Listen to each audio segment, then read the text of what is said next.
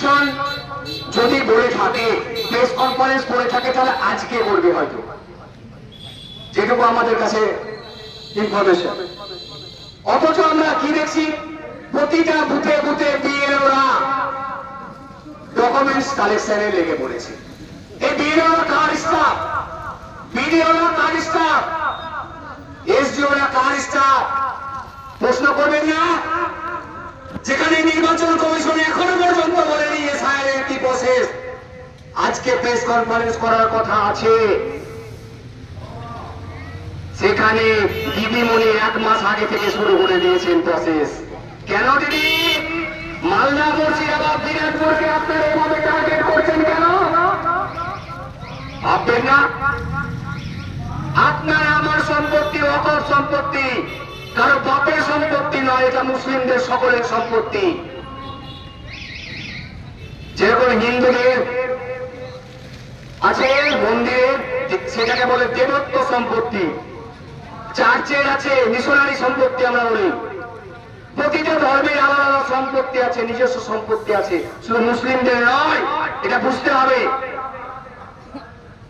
আমরা যেমন দেবত্ব সম্পত্তিকে লুট হতে দিতে পারি না, দেবত্ব সম্পত্তি যেরকম লুট হতে দিতে পারি না, আমার মন্দির মানে আমাদেরই মন্দির, ঠিক তেমন আমার মসজিদ মানে আমার মসজিদ, আমাদেরই মসজিদ।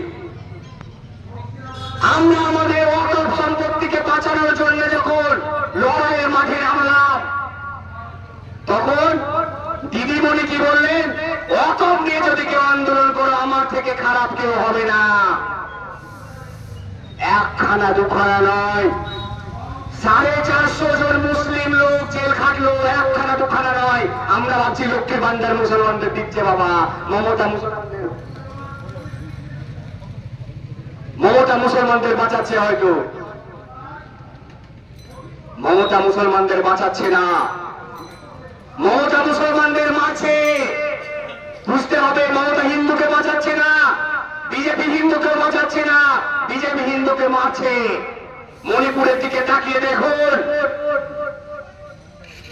তাহলে আমাদেরকে ভাবতে হবে, সমাজ যদি বাঁচাতে হয় এখন আর কাউকে দেখলে চলবে না, এখন একজনকে দেখে রাজনীতি করতে হবে, তার নাম রাহুল গান্ধী। কারণ পার্লামেন্টের দিকে দেখুন, উপনির্বাচন ভোট হলো কিছুদিন আগে, তৃণমূল কাকে ভোট দিল জানেন? বিজেপি কে সমর্থন করে দিল। এখানকার এমপি ভোট দেয়নি, বিজেপিকে সমর্থন করে দিল। তাহলে এখানকার এমপি যদি বিজেপিকে সমর্থন করে দেয়, এখানকার শাসক দল যদি বিজেপিকে সমর্থন করে বারবার, পার্লামেন্টের দিকে দেখুন, ভোট চোর গতি চোর কে বলছে স্লোগান, তার নাম রাহুল গান্ধী। আমাদের পশ্চিমবঙ্গে কি হচ্ছে? আচ্ছা বাবু, পঞ্চায়েত ভোট লুট হয় সবাই জানি নাকি?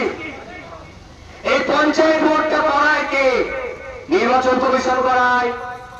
এই নির্বাচন কমিশন মাধ্যমে 18 পঞ্চায়েত আমাদের বুথে বুথে লুট করলো, করেছিল কিনা? করেছিল। পুলিশকে সেদিন দালাল বানিয়েছিল। আর এই 18 পঞ্চায়েতের পর 23 পঞ্চায়েত, আপনারা যখন কোমর বেঁধে নামলেন নূরপুর অঞ্চলে, একটা বুথ লুট করতে পারেনি এই চোরেরা। আপনারা সেদিন পণ নিয়েছিলেন নূরপুর অঞ্চল লুট হতে দেব না। ওরা কি করলে? স্ট্রং রুমে গিয়ে ঢুকে নিল। এই স্ট্রং রুমে যে ঢুকছে, বিডিও কার স্টাফ? নির্বাচন কমিশনের অধীন। তাহলে বিডিও যদি নির্বাচন কমিশনের অধীন থাকে, সরকার কাকে দিয়ে করাচ্ছে? লুটটা কে করছে? বুঝতে পারছেন রাহুল গান্ধীর ইশারাটা কোন দিকে?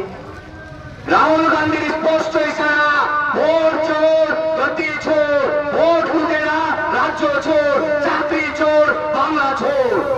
আমাদের একটাই স্লোগান, এই চোরেদেরকে তাড়াতে হবে। আমাদের এখানে নতুন কর্মসংস্থান না হলে বাইরে ছেলেগুলো বাইরে যাচ্ছে, মার খাচ্ছে, উড়িষ্যা যাচ্ছে, মার খাচ্ছে। আপনি বলছেন